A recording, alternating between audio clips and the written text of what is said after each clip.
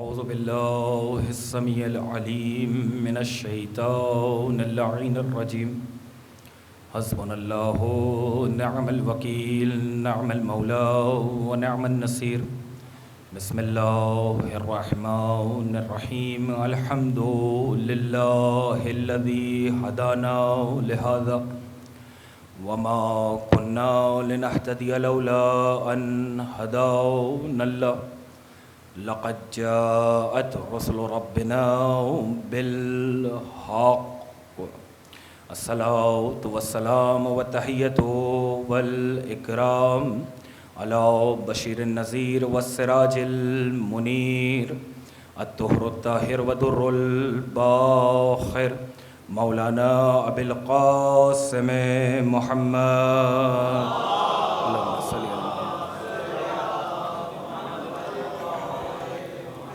وأهل بيته الطيبين الطاهرين المعصومين المظلومين المنتخبين المنتجبين الميامين الهداة المهديين لا سيما ابن عمه ووصيه ونجيه وباب مدينة علمه ونائم في بيته ولباسه زینة المحراب والمسجد والمنبر فاتح البدر والحنین والخیبر قاتل مرحب وعمر وعنتر امام المشرقین ساجد القبلتین والد الحسنین الذي امام المشارق والمغارب نقطة دائرة المطالب مطلوب كل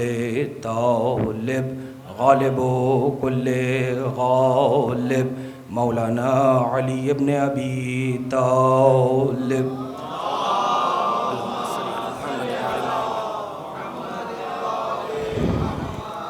اما بعد فقد قال رسول اللہ صلی اللہ علیہ وآلہ وسلم من مات ولم يعرف امام زمانه مات میتة جاہلیہ صلوات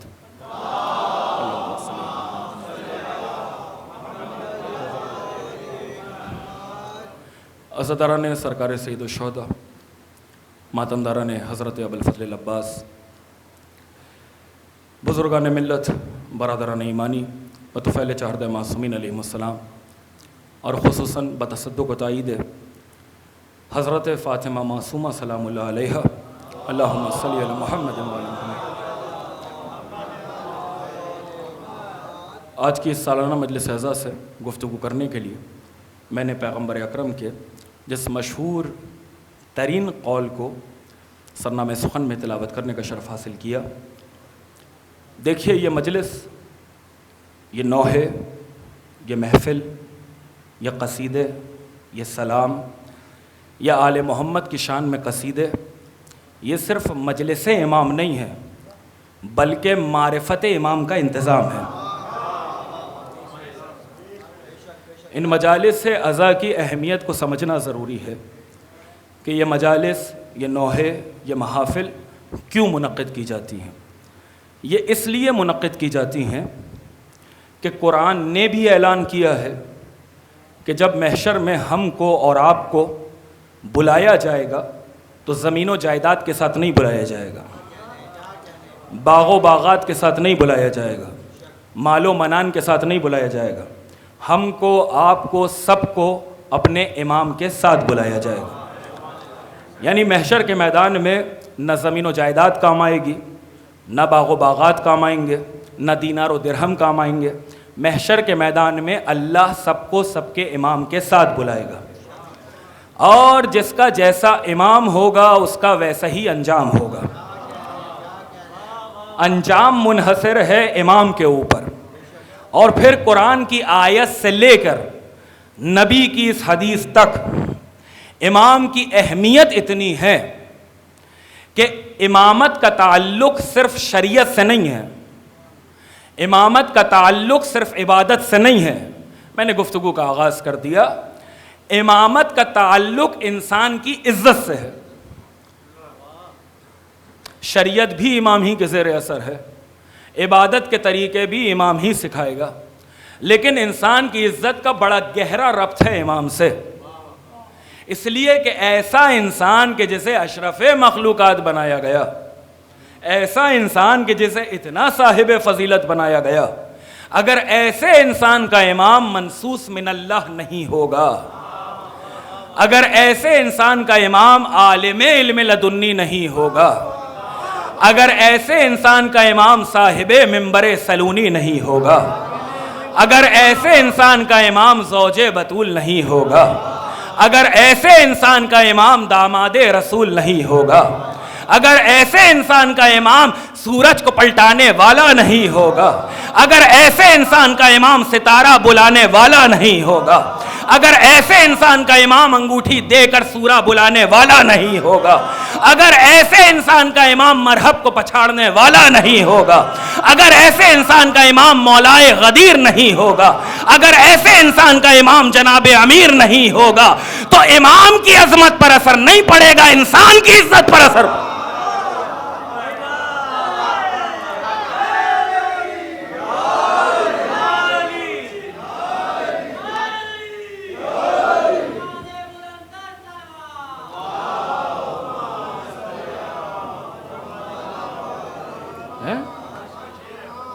امامت کو سمجھنے سے پہلے انسان اپنے آپ کو سمجھ لے کہ یہ انسان کیا ہے۔ چلیے میری بات نہ مانیے تو قول صادق، زبان صادق، امام صادق آنے والا آیا اور آ کر کہنے لگا یا ابن رسول اللہ میں ایک سوال پوچھنے کے لیے آیا ہوں۔ چھٹے امام نے کہا پوچھو۔ اس نے کہا مولا سوال یہ ہے کہ مجھے اتنا بتلا دیجئے کہ انسان افضل ہے کہ فرشتہ افضل؟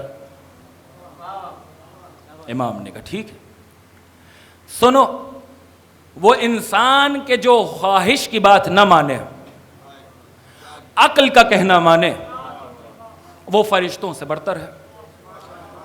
توجہ فرمائیے، پوچھنے والا پوچھ رہا ہے انسان آ کے امام کی خدمت میں کہ انسان افضل ہے کہ فرشتے افضل؟ امام نے کہا اللہ نے انسانوں کو، فرشتوں کو عقل دی ہے، خواہش نہیں دی، اور حیوانوں کو خواہش دی ہے، عقل نہیں دی۔ پھر سے سنیے، امام نے فرمایا اللہ نے فرشتوں کو عقل دی ہے، خواہش نہیں دی، حیوانوں کو خواہش دی ہے، عقل نہیں دی۔ اس نے کہا یا ابن رسول اللہ میں نے حیوانوں کے بارے میں تھوڑی نہ پوچھا ہے، میں آپ سے یہ پوچھ رہا ہوں کہ یہ بتائیے کہ انسان افضل ہے کہ فرشتہ افضل؟ امام نے کہا سن، اللہ نے فرشتوں کو عقل دی ہے، خواہش نہیں دی، حیوانوں کو خواہش دی ہے، عقل نہیں دی۔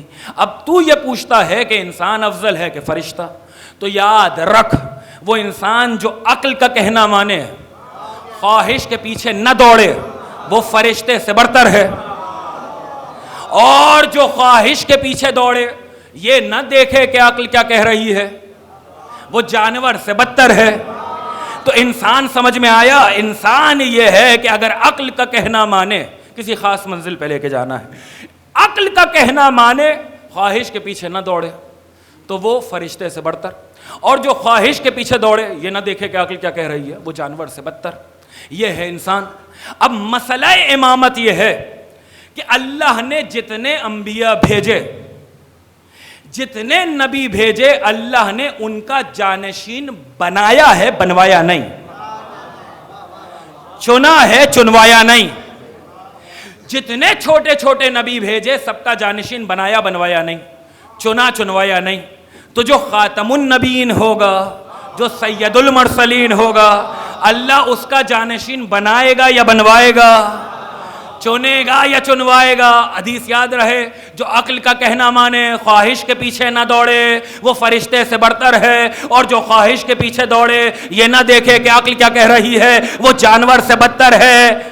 مسئلہ امامت یہ ہے کہ اللہ نے جتنے انبیاء بھیجے ان کا جانشین بنایا، بنوایا نہیں، چنا ہے، چنوایا نہیں۔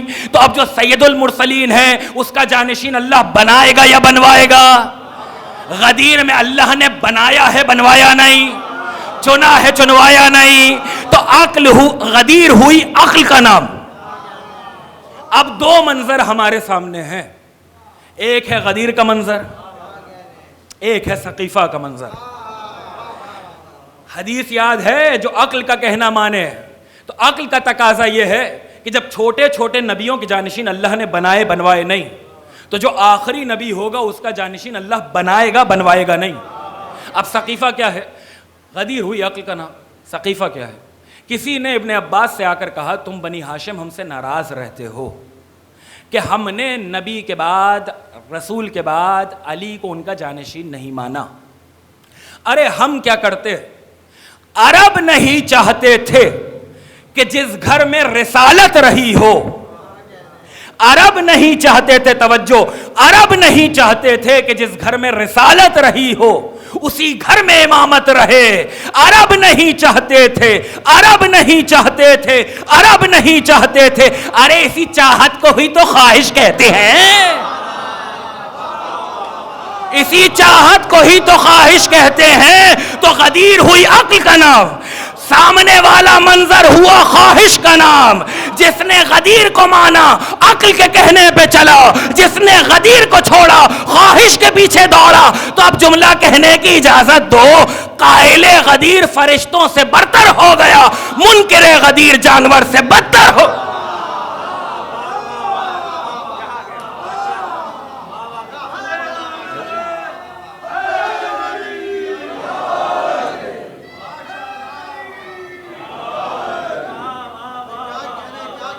دیکھیے یہ نعرہ ہماری شان ہے, یہ نعرہ ہماری پہچان ہے, یہ نعرہ فخر کے ساتھ لگانا چاہیے. کسی نے علامہ اسماعیل دیوبندی سے کہا حضور آپ کی مجلس بڑی اچھی ہوتی ہے, میٹر بڑا اچھا ہوتا ہے, یہ جو آپ نقطے بنا کے لاتے ہیں یہ بہت اچھے ہوتے ہیں, لیکن یہ جو بیچ بیچ میں نعرہ لگ جاتا ہے اس سے مجلس ہو جاتی ہے ڈسٹرب. آپ انہیں روکیں, انہیں ٹوکیں, انہیں نہیں پتہ علی کیا ہوتا ہے, یہ بے ہوش ہوتے ہیں, علی کا نام سنتے ہیں نعرہ لگا دیتے ہیں. عجب جواب دیا علامہ نے, فرمانے لگے ارے افسوس یہ بے ہوش ہو کے علی کو نہ بھولے, تم ہوش میں رہ کے علی کو بھول.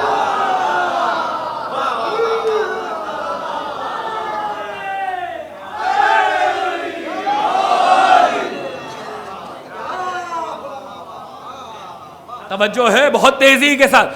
قرآن کی آیت سے لے کے نبی کی حدیث تک امام کی اہمیت اتنی ہے کہ نبی نے فرمایا کہ وہ شخص جو اپنے زمانے, اپنے عہد, اپنے دور کے امام کی معرفت کے بغیر مر جائے تو وہ جاہلیت کی موت مرتا ہے. یعنی اگر بغیر معرفت امام دنیا سے چلے گئے ہیں تو جاہلیت کی, یعنی امام کو پہچاننا لازم ہے, امام کی معرفت واجب ہے. اگر کوئی بغیر معرفت امام مر جائے گا, اب دیکھتا ہوں یہ جملہ کیسے قبول کریں گے, اگر کوئی معرفت امام کے بغیر مر جائے گا تو وہ بے علم نہیں مرے گا, بے دین مرے گا. بھائی یہاں جاہلیت کا لفظ ہے, جہالت کا لفظ نہیں ہے. جہالت اور ہے, جاہلیت اور ہے. جہاں علم نہ ہو وہاں جہالت ہوتی ہے, جہاں دین نہ ہو وہاں جاہلیت ہوتی ہے. نبی نے فرمایا ہے کہ جو معرفت امام کے بغیر مر جائے تو اس کی موت جاہلیت کی موت ہے. اس کا مطلب لہٰذا امام کو پہچاننا ضروری ہے, امام کی معرفت ضروری ہے. اور پہچاننے کا مطلب یہ ہے کہ ہم ان کے فضائل کے ساتھ ساتھ, ان کے مناقب کے ساتھ ساتھ ان کے حق کی بھی معرفت رکھتے ہوں. اس لیے کہ صرف فضیلت ماننا کافی نہیں ہے. اگر فضیلت ماننا کافی ہوتا اور صرف فضیلت کی بنیاد پر نجات مل جاتی تو مکے کا کوئی کافر کافر ہی نہ کہلاتا, مکے کا کوئی کافر کافر ہی نہ کہلاتا. اس لیے کہ جہاں تک ماننے کی بات ہے تو مکے کا کوئی ایک کافر ایسا نہیں ملے گا کہ جو پیغمبر کو صادق نہ مان رہا ہو,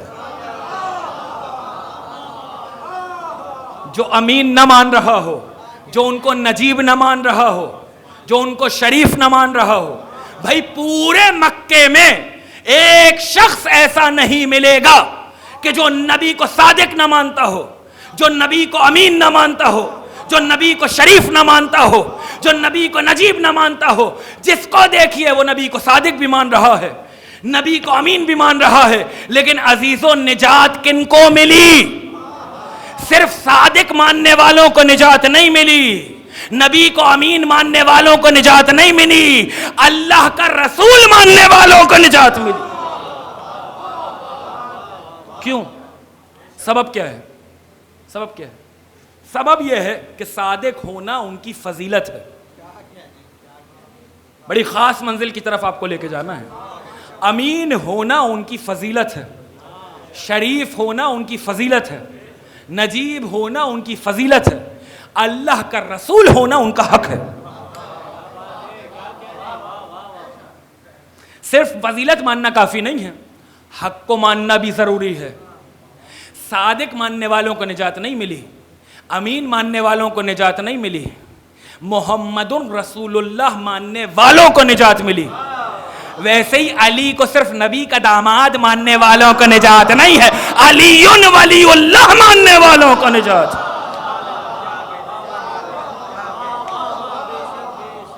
بھائی یہ جو ایک تصور ہے، ایک غلط تصور ذہن میں ہے کہ بھائی وہ بھی مولا علی کو مانتے ہیں،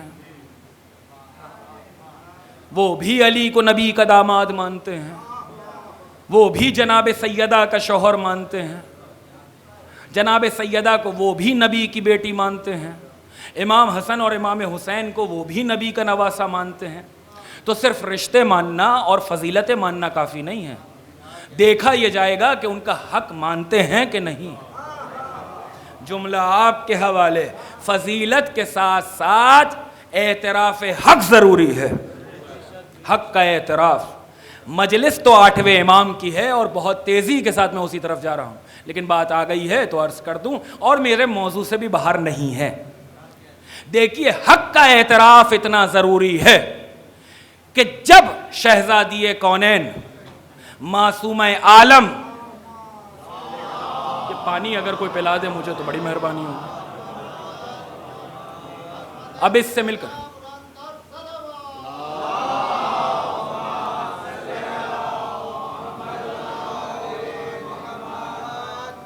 توجہ ہے آپ کی، ساتھ ہے میرے۔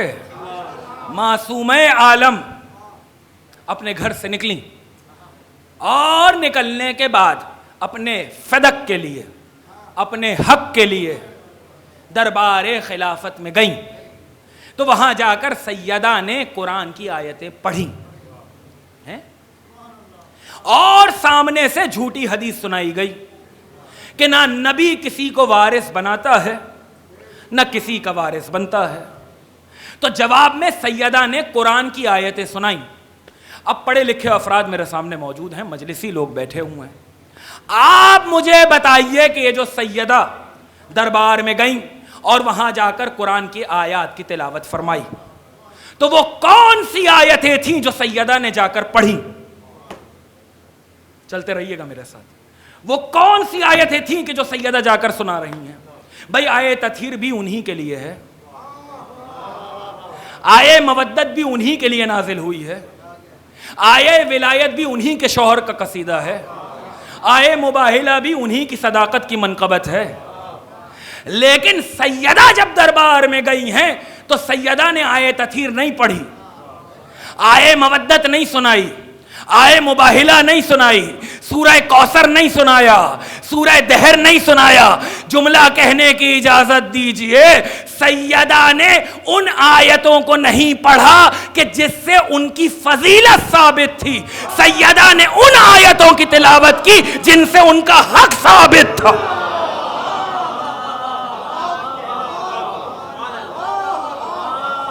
توجہ ہے کہ نہیں آپ کی؟ وَوَرِثَ سُلَيْمَانَ سلیمان داؤد پیغمبر کے وارث ہیں، اگر نہ ہوتے تو یہ وراثت داؤد سے کیسے مل جاتی؟ تو سیدہ نے آیت تطہیر نہیں سنائی، آیت مباہلہ نہیں سنائی، آیت اطاعت نہیں سنائی، آیت غدیر نہیں سنائی، سیدہ نے اپنے حق والی آیتیں سنائی، فضیلتی والی آیتیں نہیں سنائیں، وہ آیتیں سنائیں کہ جس سے ان کا سخت حق ثابت ہوتا تھا۔ اب دیکھیں اگر سیدہ چاہتی بہت نازک مرحلہ ہے، میرے ساتھ رہیے گا، ہے ارادے؟ اگر سیدہ چاہتی، میں کیا اور میری بساط کیا، ایک چھوٹا سا طالب علم ہوں، وہ بھی اگر وہ قبول کر لیں، میں کون اور میری بساط کیا، لیکن اگر سیدہ چاہتی، توجہ، تو حدیثیں بھی سنا سکتی تھیں، لیکن سیدہ نے حدیثیں نہیں سنائیں، سیدہ نے حق کے لیے قرآن کی آیتیں سنائیں۔ اب مولانا تشریف فرما ہے اور ان کی موجودگی کا فائدہ اٹھاتے ہوئے ایک اہم مسئلے کی طرف توجہ کروانا چاہتا ہوں۔ قرآن کی آیتیں سنائیں۔ قرآن کی آیات کا مسئلہ یہ ہے کہ شریعت میں دو لفظ آتے ہیں، ایک لفظ ہے گناہگار، ایک لفظ ہے کافر۔ ایک کہلاتا ہے گناہگار، ایک کہلاتا ہے کافر۔ گناہگار کون ہوتا ہے؟ ایک شخص نماز نہیں پڑھتا مگر نماز کے واجب ہونے کا انکار بھی نہیں کرتا، یہ گناہگار کہلائے گا، کافر نہیں کہلائے گا۔ ایک آدمی روزہ نہیں رکھتا لیکن روزے کے واجب ہونے کا انکار بھی نہیں کرتا، یہ شخص گناہگار کہلائے گا، کافر نہیں کہلائے گا۔ ایک شخص حج نہیں کرتا لیکن حج کے واجب ہونے کا انکار بھی نہیں کرتا، یہ گناہگار کہلائے گا، کافر نہیں کہلائے گا۔ لیکن اس کے برعکس ایک شخص نماز کو واجب مانتا ہی نہیں، روزے کو واجب مانتا ہی نہیں، حج کو واجب مانتا ہی نہیں، مسلمات دین کا منکر ہے، تو ایسا شخص جو یہ کہے کہ نماز پڑھنا واجب ہی نہیں، روزہ رکھنا واجب ہی نہیں، حج رکھنا واجب ہی نہیں، تو یہ شخص گناہگار نہیں کہلاتا، کافر کہلاتا ہے۔ کیا سن رہے ہیں آپ؟ بھائی دو طرح کے شخص ہیں، ایک شخص ہے گناہگار، ایک شخص ہے کافر۔ گناہگار نماز نہیں پڑھے لیکن واجب مانے، روزہ نہیں رکھے لیکن واجب مانے، حج نہیں کرے واجب نہیں مانے، واجب مانے، یہ ہے گناہگار۔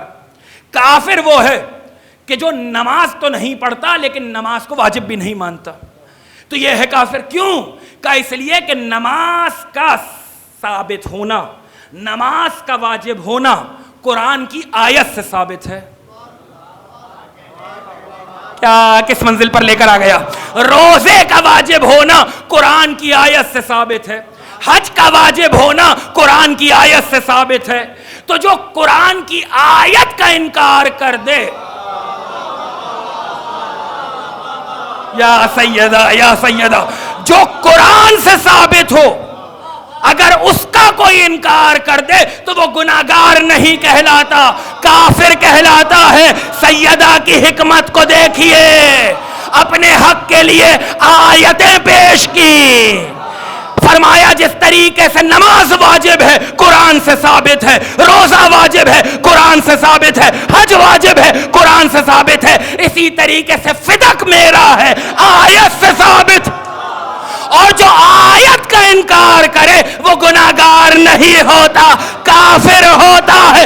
اب سمجھ میں آیا دربار میں کیوں گئی تھی؟ ارے پہچانوانے گئی تھی کہ اسے پہچانو، یہ جو تخت پہ بیٹھا ہے گناہگار نہیں بیٹھا، کافر بیٹھا۔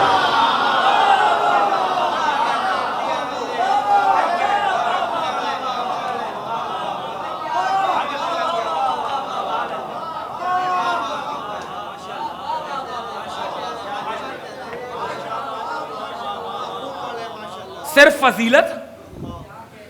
فضیلت کو بھی ماننا چاہیے، فضیلت کا انکار نہیں ہے، فضیلت کو بھی ماننا چاہیے، لیکن فضیلت کو ہی نہیں ماننا چاہیے، حق کو بھی ماننا چاہیے، حق کا اعتراف۔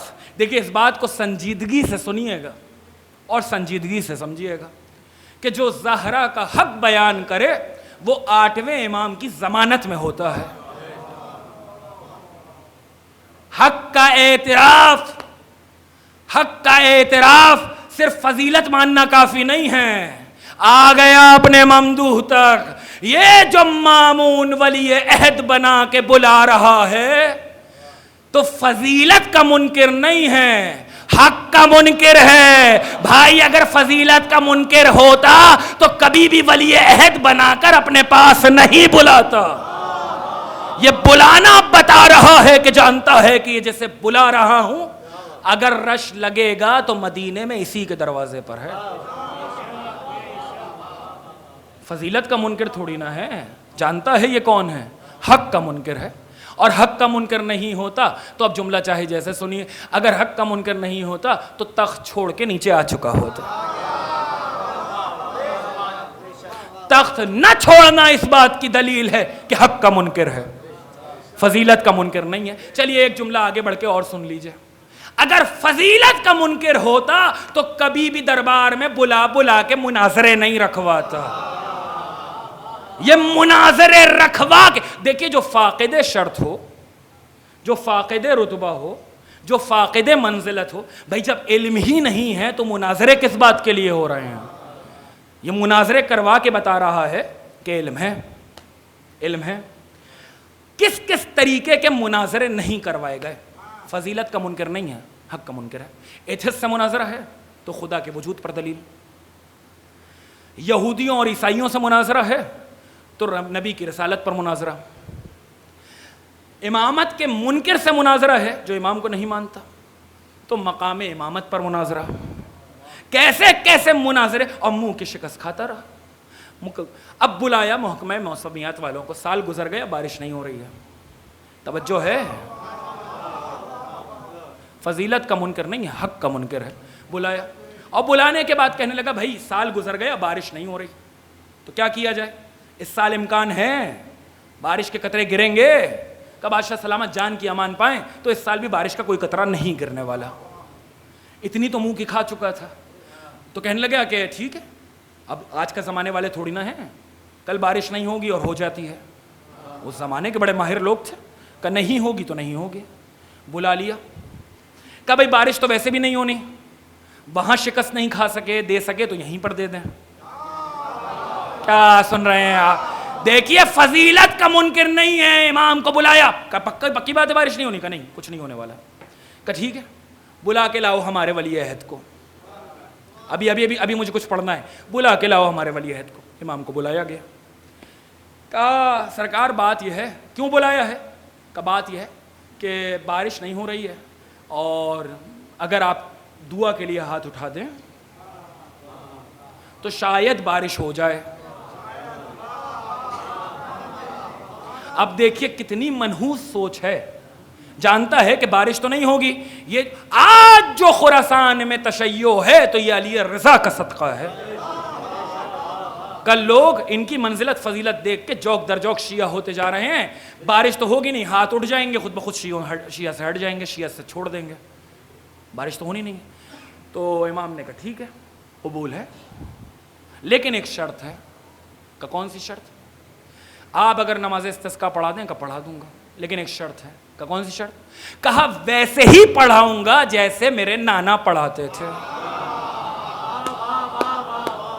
ویسے ہی پڑھاؤں گا جیسے میرے جد علی پڑھاتے تھے.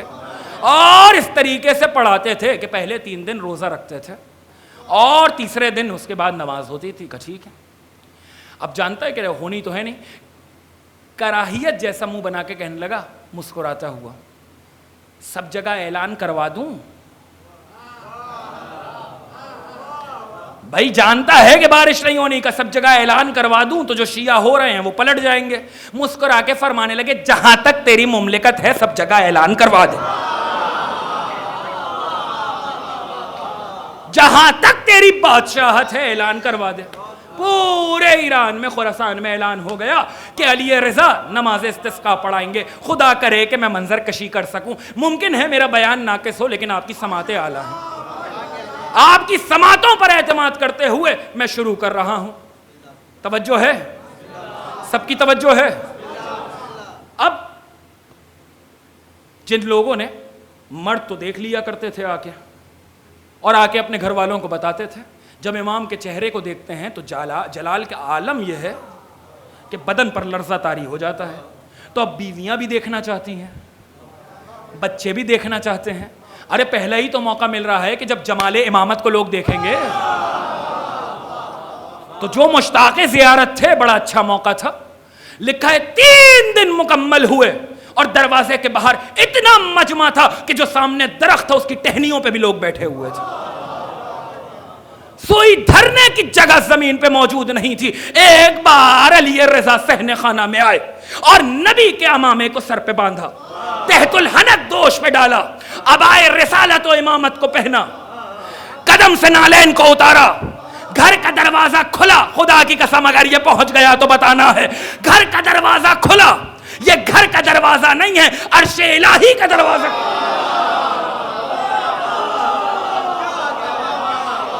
آپ سلامت رہیے, شہزادی کی پناہ میں رہیے.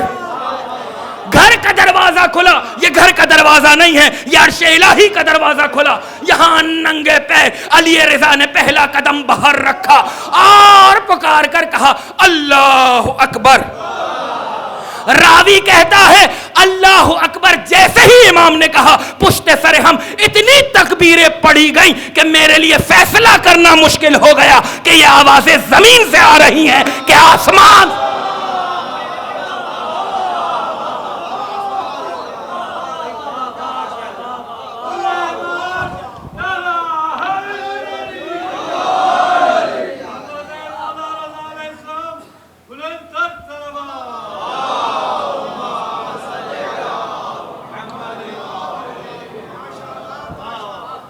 اب بھائی وقت تو میرے اختیار میں ہے ہی نہیں, میں کیا کروں. وقت تو میرے اختیار میں نہیں, اتنی تیزی سے بھاگ رہا ہے. حضرت آگے آگے چل رہے ہیں, پیچھے پیچھے لوگ چل رہے ہیں, دنیا والوں کو سمجھا رہے ہیں کہ عقیدہ کیا ہونا چاہیے. دنیا والوں کو سمجھا رہے ہیں کہ عقیدہ کیا ہونا چاہیے. وہی عقیدہ صحیح ہے کہ جہاں امام قدم رکھے پیچھے معموم قدم رکھے. چل رہے ہیں جلالت ہاشمیہ میں, چل رہا ہے علی کا وارث, پیچھے پیچھے لوگ چل رہے ہیں. صحرا میں پہنچے, مصلی بچھا دیا, نماز پڑھی اور نماز مکمل ہونے کے بعد حضرت نے دعا کے لیے ہاتھ اٹھایا. اب یہ علی کے وارث کے ہاتھ ہیں, صرف وہ ہاتھ خدا کے ہاتھ نہیں ہیں, یہ ہاتھ بھی خدا کے ہاتھ ہیں. علی رضا کے ہاتھ اٹھے اور کہا پالنے والے ان پر رحم کر, بارش کو برسا دے, تجھے مجھ علی رضا کا واسطہ. ایک جملہ کہا تھا لیکن وہ مصائب کی منزل ہے, ابھی اسے چھوڑ رہا ہوں. تجھے مجھ علی رضا کا واسطہ ان پر بارش کو برسا دے, ابر رحمت کو برسا دے.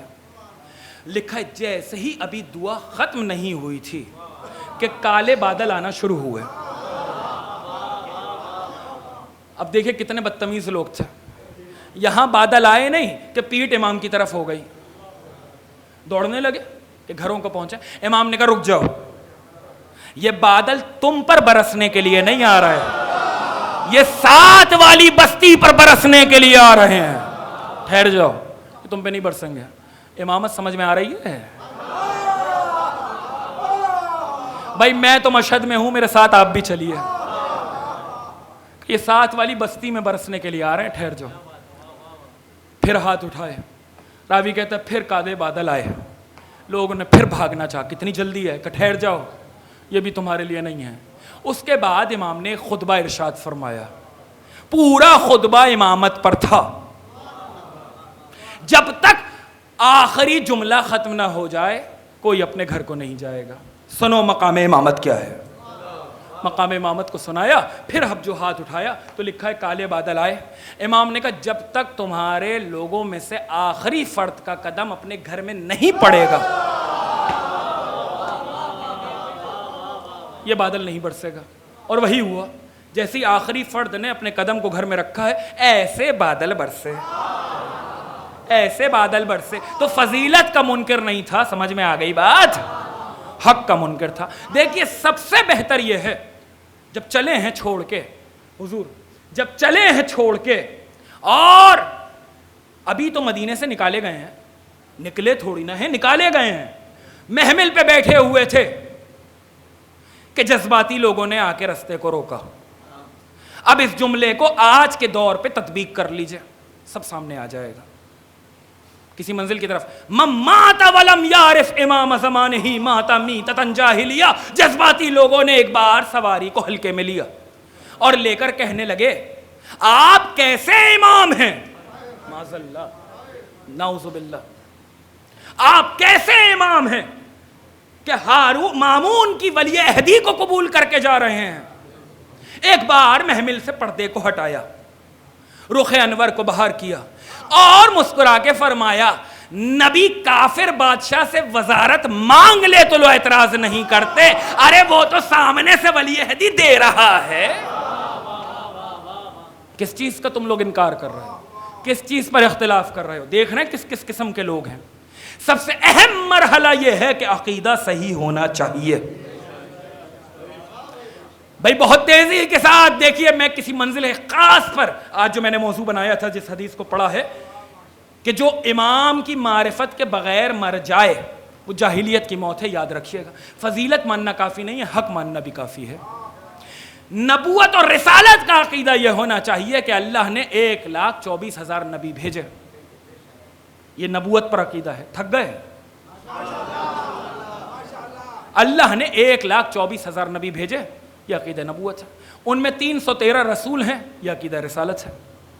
اب عقیدہ امامت یہ ہے کہ 12 کو نبی کے بعد امام ماننا, یہ ہے عقیدہ امامت, یہ عقیدہ امامت. اب اگر 12 میں 13 کر دیے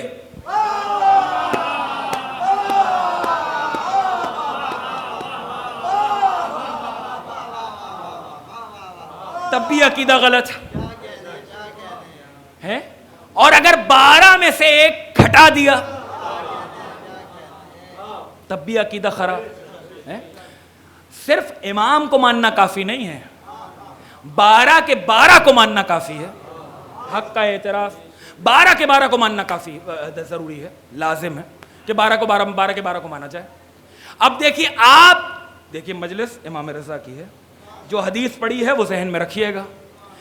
آپ جب تاریخ تشیع کا مطالعہ کریں گے, حضور نقوی صاحب بھی بیٹھے ہوئے ہیں, رضوی صاحب بھی بیٹھے ہوئے ہیں, دونوں عالم دین ہیں, مجھ سے بہتر جاننے والے ہیں, ان کی موجودگی میں اپنی اصلاح کے لیے پڑھ رہا ہوں. تاریخ تشیع دیکھیے, تاریخ ائمہ دیکھیے, تو جہاں توجہ میری جانب, جہاں تاریخ تشیع میں آپ کو یہ منظر دکھے گا کہ عقیدہ امامت درست ہونا چاہیے, جہاں 12 کو ماننے کے علاوہ شیعوں کے اندر مختلف فرقے بنے, مختلف فرقے بنے یا نہیں بنے؟ بنے. کچھ فرقے وہ بنے کہ جنہوں نے حسین تک امامت کو مانا اور اس کے بعد کسی اور کو امام مان لیا, مانا. اب وہ وجود خارجی رکھتے ہیں یا نہیں رکھتے ہیں یہ میری بحث نہیں ہے, لیکن مانا. کچھ فرقے وہ بنے کہ جنہوں نے چوتھے تک امام مانا اور پھر حضرت زید کو امام مان لیا, 5ویں امام کی امامت کو نہیں مانا.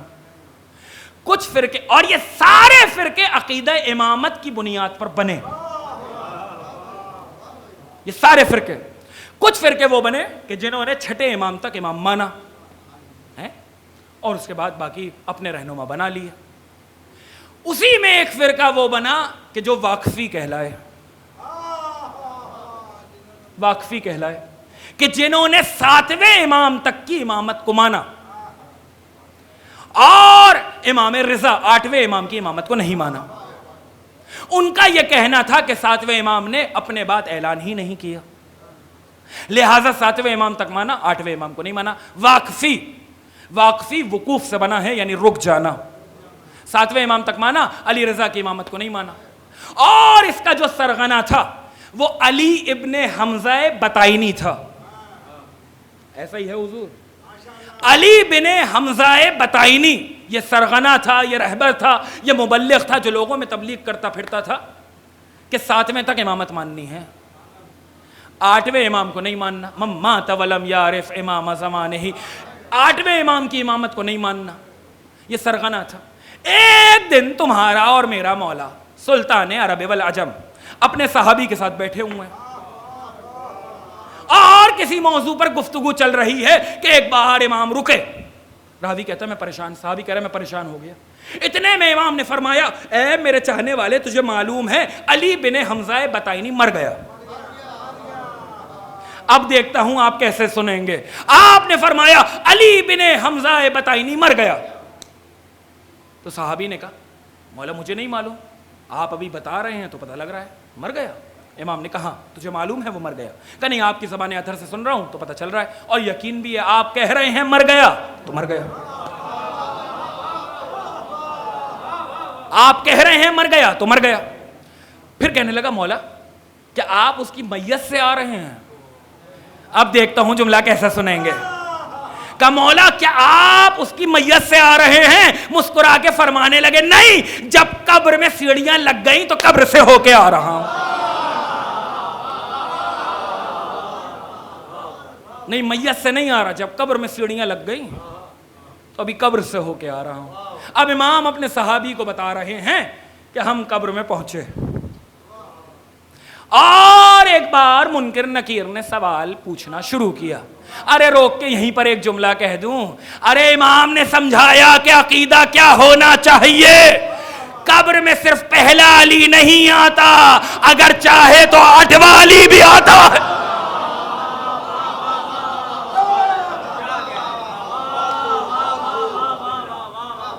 اگر چاہے تو 8واں علی بھی آتا ہے. ہم قبر میں موجود تھے کہ منکر نکیر نے پوچھا بتاؤ تمہارا رب کون ہے؟ اس نے کہا خدائے وحدہ لا شریک. فرشتوں نے کہا بتاؤ تمہارا نبی کون ہے؟ اس نے کہا محمد رسول اللہ. فرشتوں نے بولا بتاؤ تمہاری کتاب کون سی ہے؟ اس نے کہا قرآن. فرشتوں نے کہا بتاؤ تمہارا دین کیا ہے؟ اس نے کہا اسلام. فرشتوں نے کہا بتاؤ تمہارا امام کون ہے؟ اس نے کہا علی. علی. فرشتوں نے کہا اب بتاؤ تمہارا دوسرا امام کون ہے؟ اب تمہارا دوسرا امام کون ہے؟ کہا حسن. کہ تمہارا تیسرا امام کون ہے؟ کہا حسین. کہ تمہارا چوتھا امام کون ہے؟ کہ زین العبا. کہ تمہارا پانچواں امام کون ہے؟ کہ باقر. کہ تمہارا چھٹا امام کون ہے؟ کہ جعفر صادق. کہ تمہارا ساتواں امام کون ہے؟ کہ موسی کاظم. بس یہاں تک پہنچنا تھا کہ ایک بار دونوں فرشتے مسکرائے, اور مسکرانے کے بعد کہا یہ بتاؤ تمہارا 8واں امام کون؟ نہیں, جملے آپ کے حوالے. امام اپنے صحابی سے کہہ رہے ہیں, اس نے فرشتوں نے کہا بتاؤ تمہارا 8واں امام کون ہے؟ کہنے لگے میرے صحابی اب یہاں پر علی بن حمزہ بطائنی کے لبوں پر تالے لگ گئے, ہونٹ قفل ہو گئے, اور زبان چل نہیں پا رہی تھی کہ فرشتوں نے مڑ کے ہماری جانب دیکھا اور کہنے لگے آقا اب آپ تشریف لے جائیے. جیسے ہی ہم گئے فرشتوں نے جہنم کی آگ سے قبر کو بھر. نہیں, آپ خوش ہوئے, آپ خوش ہوئے, آپ نے داد دی, آپ خوش ہوئے, آپ نے داد دی. بھائی یہ اس کی بات نہیں ہے جو ایک امام کو بھی نہیں مانتا. کچھ کہہ رہا ہوں, یہ وہ ہے کہ جس نے 7 تک مانا, 8ویں کو نہیں مانا. یہ وہ ہے کہ جس نے موسی کاظم تک مانا, علی رضا کو نہیں مانا. نہیں, مجھے جملہ بدلنے دو. یہ اس کا حشر ہے کہ جس نے امام موسیٰ کے بعد والے علی کو نہیں مانا. یہ اس کا حشر ہے کہ جس نے امام موسیٰ کے بعد والے علی کو نہیں مانا. تو اب فیصلہ کرو کہ جو امام موسیٰ کے بعد والے علی کو نہ مانے, جب اس کا یہ حشر ہے تو جو محمد کے بعد والے.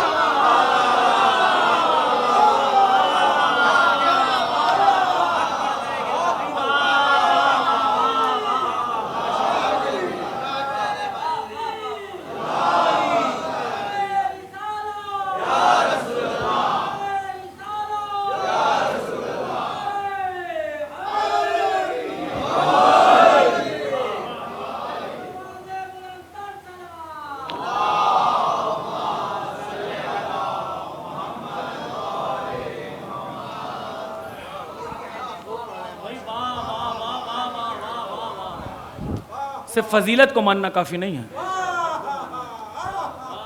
عقیدہ کیسے اصلاح کیا جائے, عقیدہ کیسا ہونا چاہیے. تو اب حق کا منکر ہے, بلوایا ولی عہدی کے لیے, اور حضرت کی سواری چلی اور نیشا پور کے اس خطے تک پہنچی. جیسے ہی نیشاپور تک یہ سواری پہنچی ہے تو ایک بار علماء نے سواری کو اپنے حلقے میں لیا اور لینے کے بعد کہنے لگے یا ابن رسول اللہ اگر کوئی حدیث سنا دیں. سوچئے کیا عالم رہا ہوگا. اس وقت کے علماء کے لیے رضا کی سواری ہی کعبے کی طرح تھی.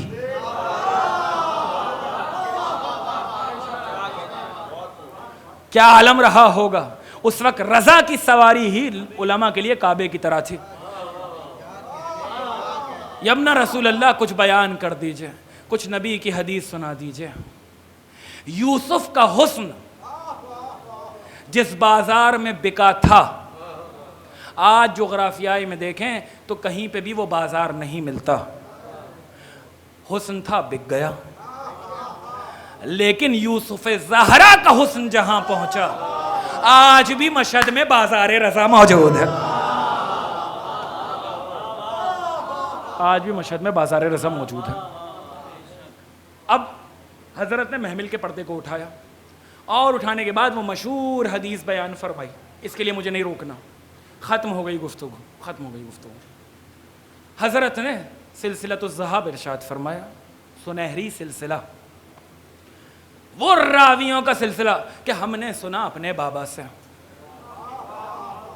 ہمارے بابا موسی کاظم نے سنا اپنے بابا جعفر صادق سے, انہوں نے سنا اپنے بابا محمد باقر سے, انہوں نے سنا اپنے بابا سید سجاد سے, انہوں نے سنا اپنے بابا حسین ابن علی سے, انہوں نے سنا اپنے بابا علی مرتضیٰ سے, انہوں نے سنا رسول اللہ سے, رسول اللہ نے سنا جبرائیل سے, جبرائیل نے سنا خدا سے. یہ سلسلہ کہلاتا ہے سلسلۃ الذہب. پہنچ گیا. اس حدیث کا متن جو ہے وہ اپنی جگہ, جو اندر حدیث ہے وہ اس کا اپنا ایک مقام, لیکن صرف یہ جو سلسلہ ہے جسے سلسلۃ الذہب کہتے ہیں, جس کے سارے راوی معصوم ہیں.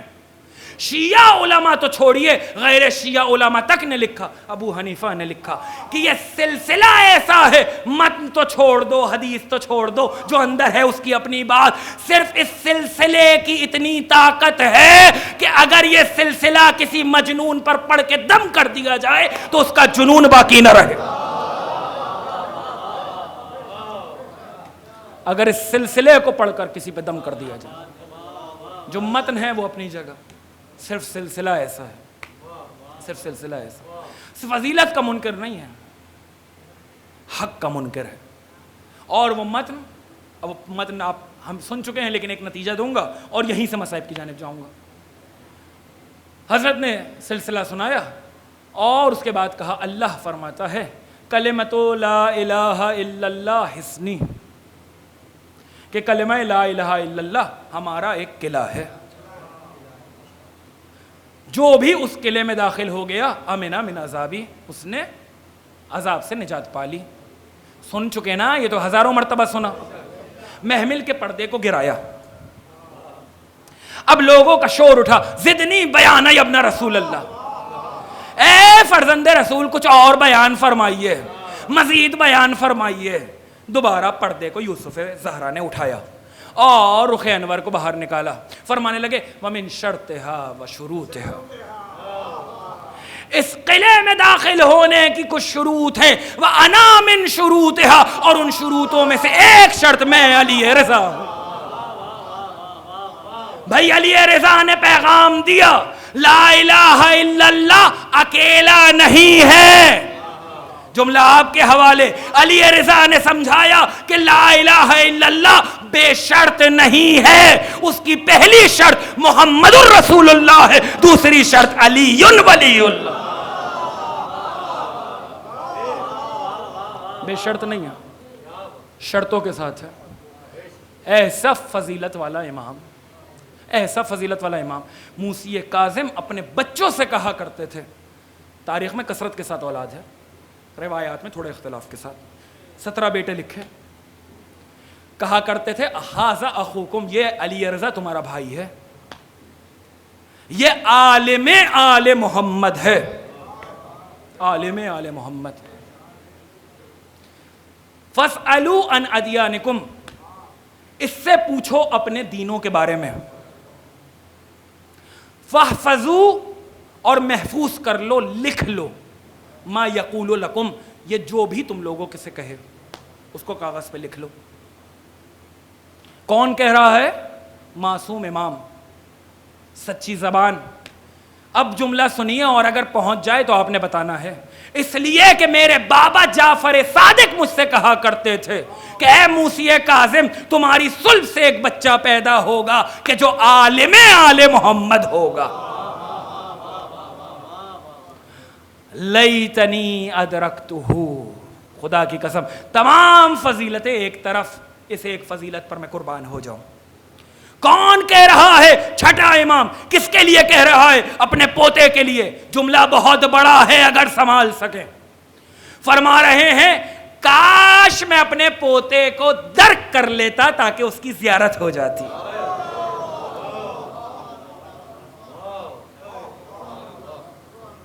لیتنی ادرکتہ، کاش میں اپنے پوتے. کس سے کہہ رہے ہیں؟ ایک امام دوسرے امام سے. کس کے بارے میں؟ تیسرے امام کے بارے میں. 3 سلسلے معصوموں کے ہو گئے. میرے بابا نے مجھ سے کہا کاش میں اس کو درک کر لیتا تاکہ. دیکھیے امام کی شہادت شوال میں ہے سن 1448 ہجری، 148 ہجری، اور امام کی جو ولادت ہے وہ بھی اسی سال میں ہے. بس کچھ دنوں کا فرق ہے. شوال میں امام کی شہادت ہے، ذیقعد میں امام کی ولادت ہے. درک نہیں کر سکے، کہہ رہے ہیں کاش میں اپنے پوتے کو درک کر لیتا تو میں اس کی زیارت کر لیتا. اب آپ جملہ سنیے اور محظوظ ہوئیے. فرما رہے ہیں کہ یہ وہ ہے کہ جس کا نام رضا میرے جد علی ابن ابی طالب نے رکھا ہے، علی مرتضیٰ نے رکھا ہے. اس کا نام حدیث میں ہے خود علی مرتضیٰ نے رکھا ہے. اور وجہ تسمیہ بھی بتا دی کہ رضا کو رضا کیوں کہا جاتا ہے. فرمانے لگے رضا کو رضا اس لیے کہا جاتا ہے کہ یہ آسمان میں اللہ کی رضا ہے، زمین میں رسول اللہ کی رضا ہے. یہ آسمان میں اللہ کی رضا ہے، زمین میں رسول اللہ کی رضا ہے. اب اگر کوئی دیکھنا چاہتا ہے کہ آسمان پہ اللہ اس سے راضی ہے کہ نہیں تو وہ دیکھے علی رضا اس سے راضی ہے کہ نہیں. اگر کوئی دیکھنا چاہتا ہے کہ زمین پر رسول اللہ اس سے راضی ہے کہ نہیں تو وہ دیکھے کہ علی رضا اس سے راضی ہے کہ نہیں. ایسا امام، ایسا امام. دیکھیے اماموں کے سلسلے میں جو زہر دیے گئے،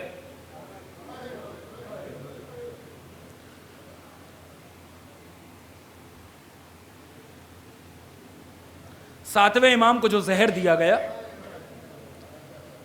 روایت میں ہے 2 دن کے بعد، یا ایک روایت کے مطابق 1 ہفتے کے بعد آپ کی شہادت ہو گئی.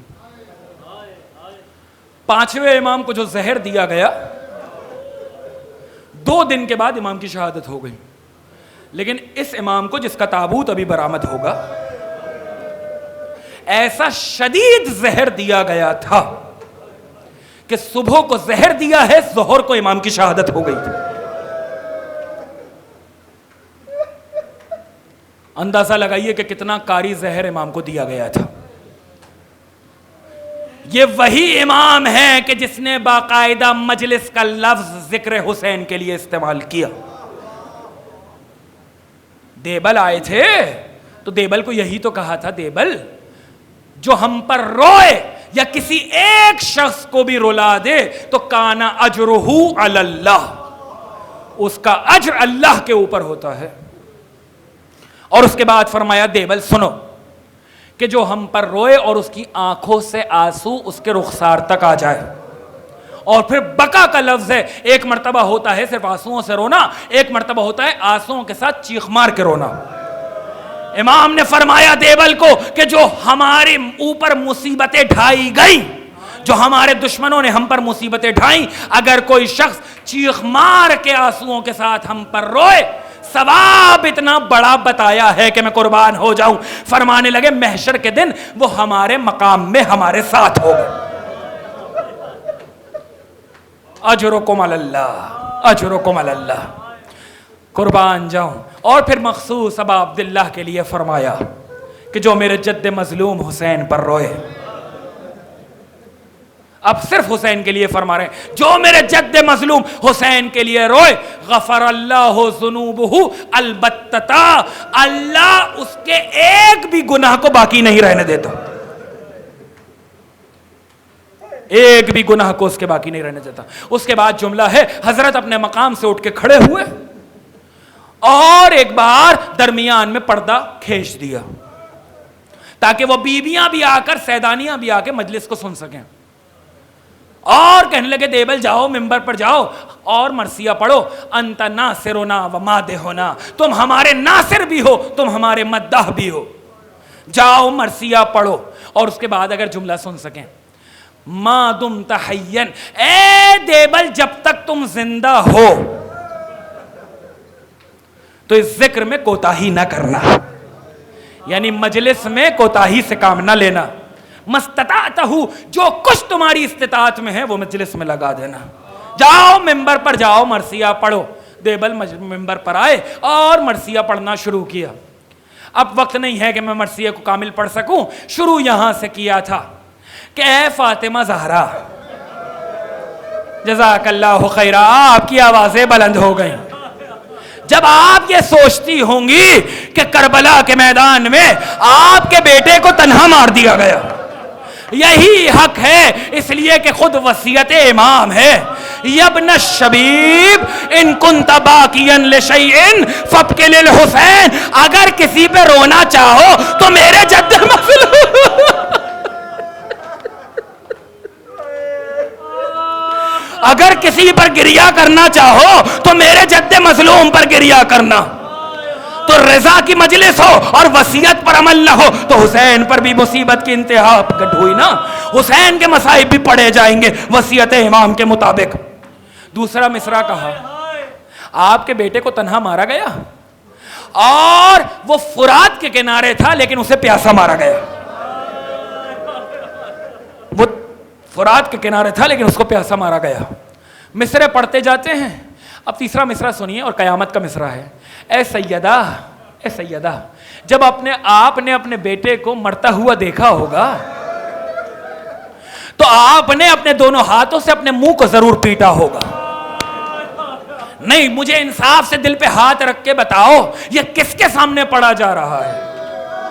معصوم امام بیٹھا ہوا ہے، علی رضا کے سامنے دیبل پڑھ رہا ہے، امام نے روکا نہیں، امام نے ٹوکا نہیں۔ یہ اس بات کی دلیل ہے کہ سیدہ نے اپنے رخساروں پر ماتم کیا، سیدہ نے اپنے چہرے کا ماتم کیا ہوگا۔ مرثیہ پڑھتے پڑھتے یہاں تک پہنچے کہ اے سیدہ دیکھیے آپ کے خاندان کے ستارے کس طریقے سے زمین پر بکھرے ہوئے ہیں، کوئی نجف میں سو رہا ہے تو کوئی مدینے میں دفن ہے تو کوئی کربلا میں آرام کر رہا ہے، اور حسن کے بچے تو دیکھیے کہاں کہاں مارے گئے، اور ایک آپ کے جگر کا ٹکڑا ہے کہ جو بغداد میں آرام کر رہا ہے، جو بغداد میں سو رہا ہے، ارے اسی کا تو بابا ہے کہ جس کا تابوت آئے گا، جس کے جنازے کو اٹھایا نہیں گیا، ارے پل پہ لا کے پھینک دیا گیا۔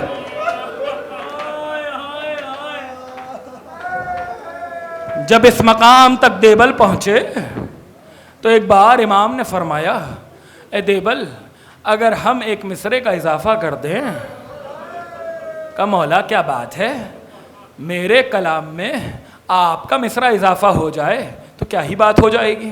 فرمانے لگے وَقَبْرٌ بِتُوسٍ يَا لَهَا مِن مُصِيبَةٍ، اور ایک قبر توس میں ہے، اے سیدہ جب آپ اس قبر کو دیکھیں گی تو آپ کا سینہ چھلنی ہو جائے گا، ارے وہ غربت کے ساتھ بڑی مظلومیت کے ساتھ قبر ہے، وہ مظلومیت میں مارا گیا، وہ مظلومیت کے ساتھ دفن ہوا۔ اب سب حیران ہیں یہ کس کا تذکرہ ہو رہا ہے، جب تک میں نہیں کہوں گا تابوت نہیں آئے گا، ابھی تو مجھے شہادت پڑھنی ہے، میں شہادت پہ آئے ہی نہیں ہوں۔ بڑی مظلومیت کے ساتھ وہ قبر ہے۔ اب لوگ حیران ہیں یہ کس کی قبر ہے، خود ہی فرمانے لگے یہ مجھ علی رضا کی قبر ہے، بڑی مظلومیت کے ساتھ میں قتل ہوں گا، بڑی مظلومیت اور غربت میں وہ قبر رہے گی۔ مقتل کا جملہ ہے جیسے ہی یہ آواز بیبیوں تک پہنچی اور دیبل نے مصرے کو دہرایا، ایک کنیز دوڑتی ہوئی آ گئی اور آ کر کہنے لگی دیبل خاموش ہو جاؤ، بس اب اس سے آگے نہیں پڑھنا، کہا بی بی کیا ہو گیا؟ کہا ارے تم نے بھائی کے مرنے کی خبر سنا دی؟ ارے معصومہ قوم، جب سے بھائی کی شہادت کی خبر سنی ارے بی بی بے ہوش ہو گئی۔ میں ہاتھوں کو جوڑ کے کہوں اے معصومہ، بھائی کے مرنے کی خبر سنی تھی، ارے برداشت نہیں ہو سکا۔ ارے وہ زینب کبریٰ الشمرو جالسن علی صدرے، سینے پر اپنا پیر رکھ کے بیٹھا ہوا تھا، رخساروں کو پکڑا ہوا تھا، تلوار چلا رہا تھا، زینب سر کو پیٹ رہی۔ ماتم کرتے آؤ ماتم، تابوت تمہارے درمیان آنے والا ہے۔ شہادت سے 2 دن پہلے ابا سلط ہروی کو بلایا، ہرثمہ ابن عین کو بلایا، اور بلانے کے بعد کہنے لگے اے ہرثمہ اب ہمارا آخری وقت قریب آ چکا ہے، بس ہم دنیا سے جانے والے ہیں، 2 دن بعد ہمیں دربار میں بلایا جائے گا اور ایسا زہر دیا جائے گا کہ انگوروں کو زہر آلود دھاگے میں پرویا جائے گا، اور صرف اس پہ اکتفا نہیں کیا جائے گا بلکہ اپنے ہاتھوں پر زہر لگا کر ان انگوروں کے رس کو نچوڑا جائے گا اور وہ پلانے کی کوشش کی جائے گی۔ اے ہرثمہ جب ہم دنیا سے چلے جائیں تو ہمارے قریب نہ آنا۔ اب دیکھتا ہوں یہ جملہ کیسے برداشت کریں گے آپ۔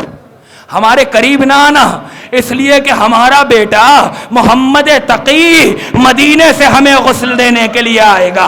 لا یومک یومک یا ابا عبداللہ، ارے بیٹا غسل دینے کے لیے آئے گا، وہ واحد امام جس کا لاشا۔ ماتم سینے پہ ہاتھ مارتے ہو، آوازوں کو بلند کرتے ہو، تابوت آنے والا ہے جس کا لاشا 3 دن بغور و کفن پڑا رہا۔ ارے کس طریقے سے غسل دیا جاتا، کیسے کفن کیا جاتا، کیسے دفن کیا جاتا۔ ہرثمہ ہم دربار میں جائیں گے، اگر سر پہ عمامہ ہو، اگر چہرے پہ کپڑا نہ ہو تو ہم سے بات کر لینا، لیکن اگر دیکھو کہ ہمارے چہرے پر کپڑا رکھا ہوا ہے، سر پہ عمامہ نہیں ہے، تو سمجھ جانا کہ ہمیں زہر دے دیا گیا، ہم سے خبردار کوئی بات نہیں کرنا۔ ایک بار دربار میں گئے اور حضرت سے کہا گیا حضرت یہ بڑے اچھے انگور ہیں، اس کو تناول فرمائیے۔ حضرت کہنے لگے کہ جنت کے انگور اس سے میٹھے ہیں۔ تو کہنے لگا آپ ہماری نیت پر شک کرتے ہیں؟ حضرت نے 2 انگور کے دانے اٹھا کے تناول فرمائے، اس کے بعد اٹھ کے کھڑے ہوئے اور جانے لگے۔ کہنے لگا کہاں کو جاتے ہیں؟ رو کر کہنے لگے جہاں تو بھیج رہا ہے وہاں کو جا رہا ہوں۔ ہرثمہ کہتے ہیں کہ اب جو میرا مولا آیا تو لب پر کپڑے کو رکھا ہوا تھا، سر پہ عمامہ نہیں تھا۔ ارے میں زمین پر بیٹھ گیا، مٹی کو اٹھایا، اپنے سر پہ ڈالنے لگا، ہائے میرا مولا مارا گیا، ہائے رضا کو زہر دے دیا گیا۔ حضرت نے کہا ہرثمہ دروازے کو باہر سے بند کر لو، کوئی اندر نہ آنے پائے، اس لیے کہ میرا بیٹا آئے گا، غسل بھی دے گا، کفن بھی دے گا۔ لیکن ہرثمہ کہتا ہے امام کی حالت ایسی تھی کہ بستر پر لیٹے نہیں گئے، زمین پر آ گئے، کبھی دائیں جانب کروٹ لیتے تھے، کبھی بائیں جانب کروٹ لیتے تھے۔ کہتا ہے ایسے عالم میں نے حضرت کو دیکھا اور حکم کے مطابق باہر جا کر کھڑا ہو گیا، گھر کو باہر سے بند کر دیا۔ کہتا ہے اتنے میں کسی بچے کی مجھے آہٹ محسوس ہوئی، ایسا لگتا تھا کوئی اندر آ چکا ہے۔ مقتل کا جملہ ہے، امام نے اپنے بابا کے سر کو اپنے زانوں میں رکھا۔ ہاں ہر باپ کی تمنا ہوتی ہے جب آخری وقت آ جائے تو بیٹے کے زانوں پہ اس کا سر آ جائے۔